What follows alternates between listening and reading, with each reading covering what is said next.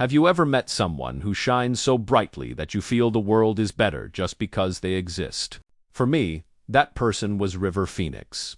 He was more than a friend, more than an actor. And losing him at just 23 shattered me in ways I never expected. By the way, where are you watching this story from? Drop your city or country in the comments. I'd love to see how far these stories travel. I first met River Phoenix when we worked together on my own private Idaho. From the very beginning, I could tell he wasn't like anyone else in Hollywood. River had a rare gift, not just as an actor, but as a human being. When he stepped into a role, it was like watching poetry come alive. He had this natural ability to find truth in the smallest of moments, to disappear completely into a character. But what made him even more special was what he carried outside of acting. He cared about people, about animals, about the planet. His passion for justice, for environmental causes, for making the world better, it was contagious. We weren't just co-stars, we were friends. We laughed, we shared secrets, we dreamed about the kind of art we wanted to create and the kind of lives we wanted to live. River was younger than me, but often he felt wiser, like an old soul carrying knowledge most people spend a lifetime searching for. Our friendship wasn't built on the glitz of Hollywood. It was built on long conversations, music, and a shared sense that art could be more than entertainment. It could be a way to make the world kinder. But River also carried a restlessness. He was always searching for something deeper, meaning, deeper connection, something that went beyond fame or money. And while that made him extraordinary, it also made him vulnerable. Looking back, I can see the signs of that struggle. But at the time, I just thought it was part of who he was. Intense, passionate, always chasing something bigger. I didn't realize how much pain was hiding under the surface. It was October 31st, 1993, Halloween night. I was 29 years old, and River was just 23. We were both at the Viper Room, a nightclub in West Hollywood owned by Johnny Depp. Back then, it was a place where actors, musicians, and friends would gather. It had an underground energy, a place where anything felt possible, and sometimes anything went. That night, I noticed something different about River.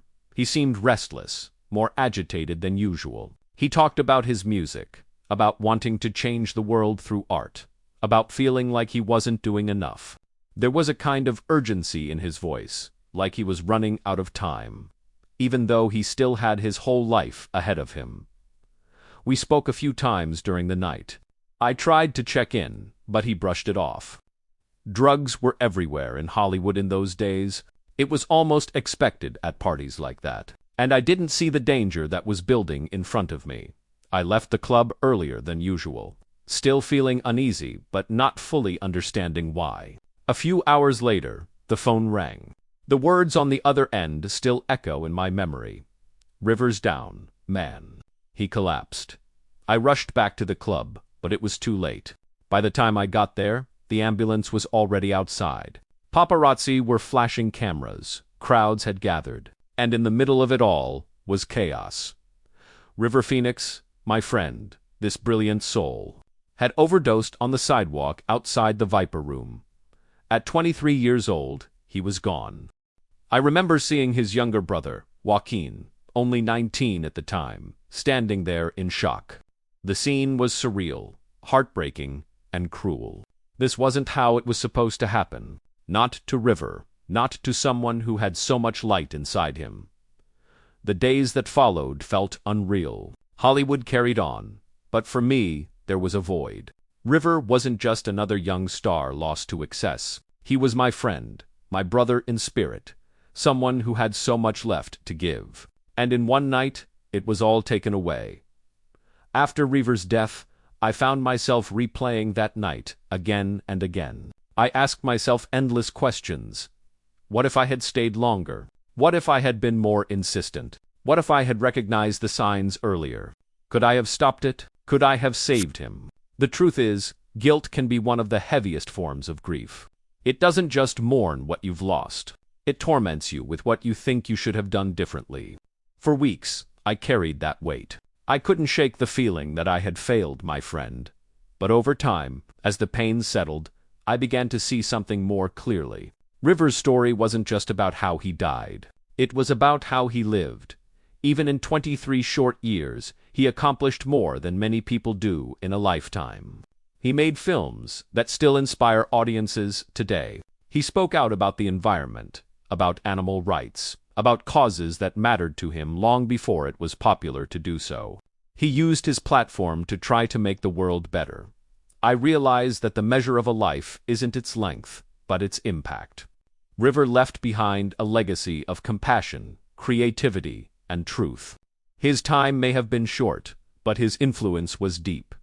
That realization changed me. Until then, I had often measured success by roles, by fame, by money. But after losing River, I began to ask myself different questions. What am I doing with my time? How am I using my voice, my art, my presence in the world? It wasn't about comparing myself to him. It was about learning from him.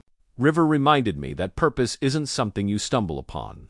It's something you create, choice by choice, action by action, day by day.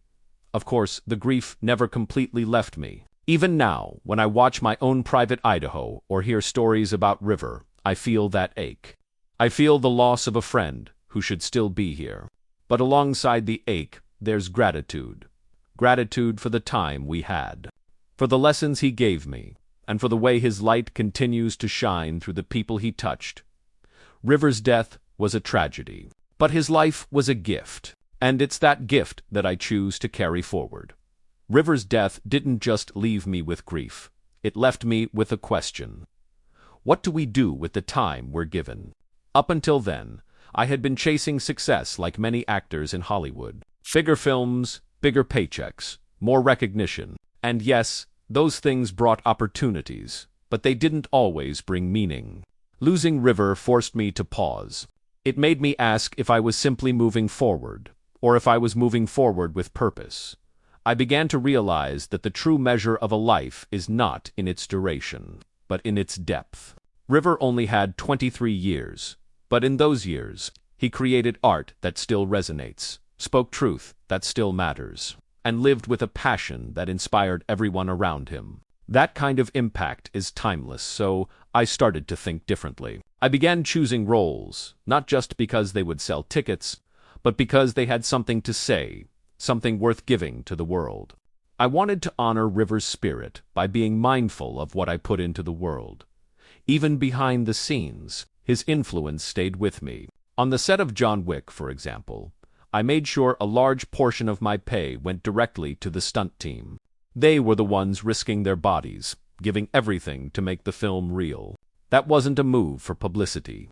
It was a way of living out the values River had shown me, caring for people, valuing their contribution, lifting others up, quietly.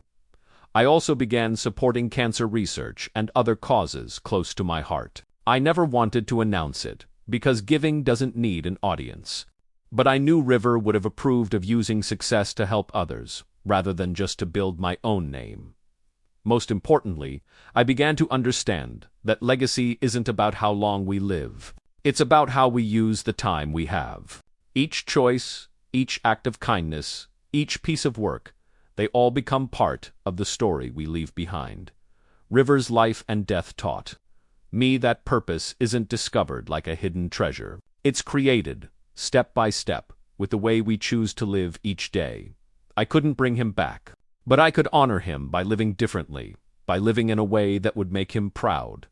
Even now, decades later, I still think about River. Sometimes it happens when I watch one of his films and see that raw brilliance on screen. Sometimes it's when I hear his name mentioned in conversations about what might have been. And sometimes it's simply in quiet moments when I remember his laugh, his energy, his way of making the world feel alive. Losing him was one of the hardest lessons of my life. It reminded me of how fragile everything is, how quickly time can be cut short. But it also showed me something else, that even a short life can echo for generations if it is lived with purpose. River's 23 years were brief, but his impact was profound. He touched lives through his art, through his activism, and through the authenticity of the way he carried himself. That impact is his legacy, and it continues to ripple outward, inspiring people long after his passing. For me, the takeaway is simple but powerful. We don't control how much time we have. What we control is what we do with it. The love we give, the kindness we show, the art we create, the people we stand beside, these are the things that outlast us. River's story reminded me to live with intention, to make choices that matter, and to see my career not just as a path to fame, but as a way to contribute something meaningful. If you are listening to this, and you've lost someone too soon, I want you to remember this: their life still carries weight. Their love, their laughter, their lessons, those things remain with you. Their story isn't gone. It continues through you, through the choices you make, through the way you honor them with your own life. I miss River, I always will. But instead of letting that grief turn only into sorrow, I let it guide me. I let it remind me that every day is precious, that every act of kindness matters, and that purpose is not something we find, but something we create. That is what River Phoenix left me with, and it is a gift I carry every single day.